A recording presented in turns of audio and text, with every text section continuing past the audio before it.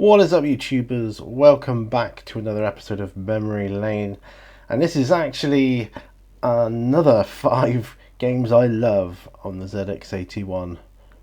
Now, I've chosen a couple of 1K games as well for the start of this, and you'll have to forgive me. It's very difficult for me to dig up the right imagery I need to convey what I want to say on a video, but I'm getting better at it. So but yeah, without further ado, let's get on to the first game. Right, so here we are at the first of the 1K games that I have selected. The first game is called Train Race. Now, a good friend of mine, he had this game when he first had his ZX81, and I remember when he showed it to me, I thought, wow, how can they fit all that into 1K? I mean, yeah, the game is a simple premise. You bet on the number of a train and you just see which one wins. You know, it's a random thing that they move across the screen, and you have no way really of telling which train is going to come in first. You know, one could be leading right up to the last, and then the one that was behind could catch up and in fact win the race. You know, for a 1K game, I thought it was pretty awesome. Now, I believe this next screenshot is the actual listing for the game. And as you can see, not much to the program. That is literally it. There's the information for it there and the year and everything. And yeah, I just thought that was pretty awesome to show that. So with these 1K games, like I said, I couldn't get much in the way of screenshots for them, but finding the listing there, that was pretty good. Okay, on to the next 1K game, and that is Breakout. Again, the same friend of mine had this game. I think this is the original tape cassette cover. I believe it is. I mean, I can be corrected if I'm wrong. I don't know. My memory's not great, but that is what I remember, it being something like that. And you all know what Breakout is. A bat and ball. It's pretty easy. The ball just bounces off the wall, knocks out the bricks, and simple, level after level. Sometimes I don't remember if this game the bat got smaller or what. I can't remember. Probably not. Like I say, it was a 1K game, but this next screenshot shows it, or the game in progress, so that's kind of what it looked like. Again, I was impressed. The 1K game, I thought, wow, because not long before that, well, in fact, before I moved to Plymouth, which is where I was living at the time I got my ZX81, just before that, I remember Breakout being in one of the arcades where I used to live. And I thought, wow, they fitted a version of an arcade game into a 1K of memory, and that's just absolutely amazing. What they did with the 1K of memory on the ZX81, I think was phenomenal, and for me, it holds great nostalgia. Okay, we're back in the realm of 16K games. As you can see, the name of the game is 3D Grand Prix. There was a range of 3D games on the ZX81 at the time. I have no idea whether they were by the same company or author, or if they were a series or whatever, but there seemed to be a few anyway.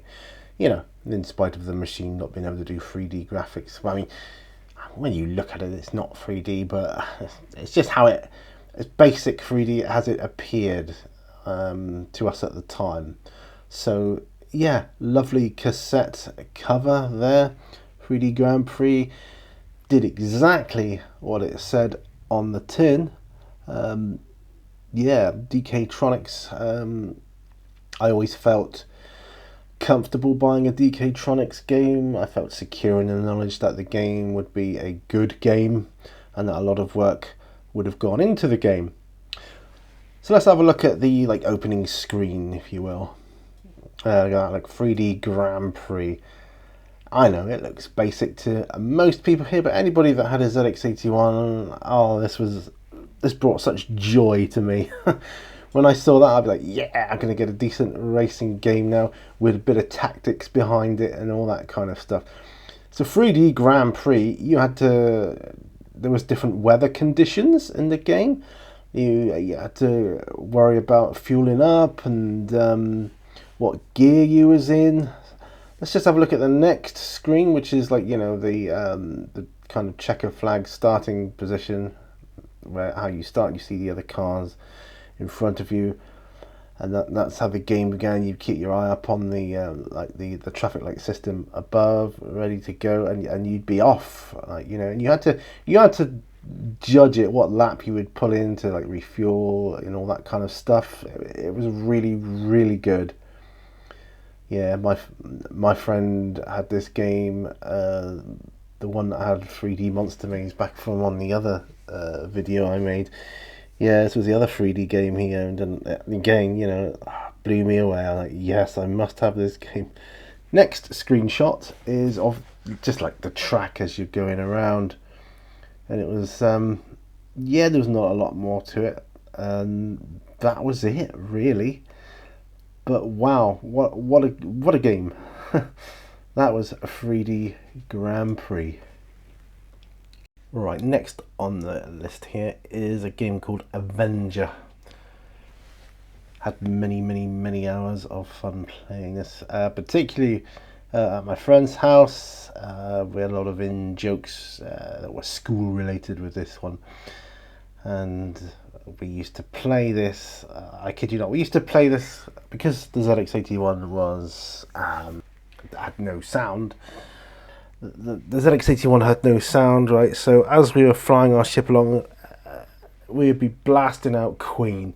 Queen was big back in the days when we were playing this, and we'd blast that out on his stereo. It was Radio Gaga, actually. I never forget it, because my friend had this huge television screen in his bedroom. It was massive. And we'd just be blasting out Radio Gaga, playing this game, which, if you're looking at it thinking that's basically Defender, yeah, you'd probably be right. It's not unlike Defender, and it's not unlike Scramble in many ways. Next screenshot, yeah, it's just another, the ground goes along, much like the Defender game used to. And then final screenshot is of you hitting a nuclear reactor, and that was supposed to be like a mushroom cloud that would pop up and destroy your ship. That's basically it. Aliens would come along and things would fire at you from the ground, all different stuff like that. It was the horizontal scrolling games that became popular back then. And yeah, Avenger was probably one of my favourites of that type, particularly on the ZX81. So I had to include it in this listing. Right, so on to the last game. But before I talk about this game, which is QS Scramble by Quicksilver, I just want to say that Avenger was a game I wanted badly, so badly, but I couldn't find it anywhere. Initially, I attempted to copy this game off of my friend, and it didn't work initially. More about that on another video, perhaps. But anyway, I found Scramble, which I thought by all accounts is pretty similar, and I thought this might whet my appetite. And like I say, this is QS Scramble, the very one I had, and I remember this cassette cover well. I can still see it in my tape case that I had, looking out at me. Quicksilver, I had a few Quicksilver games, and again, Quicksilver was another company that I always felt comfortable buying a game from, because I knew I'd be getting quite a quality product. That said, I don't think I enjoyed it as much as Avenger. If you look at the first screenshot, you can see it's very similar. There's a lot more emphasis on the bombing side rather than like the laser side. So don't really had lasers in front of him, just shot horizontally and then bombed down, But I mean, there were some versions of Scramble that I believe, you went into the caverns, so you had like sort of mountains above and below you, sort of thing. Next screenshot, that's just showing your ship when it explodes. And final screenshot, that's just another screenshot of the game. It's just more of the same. So it's pretty much like Avenger, but it was a good game. It was a good game, and it wasn't very expensive, as I recall. I think the Quicksilver games were quite reasonable.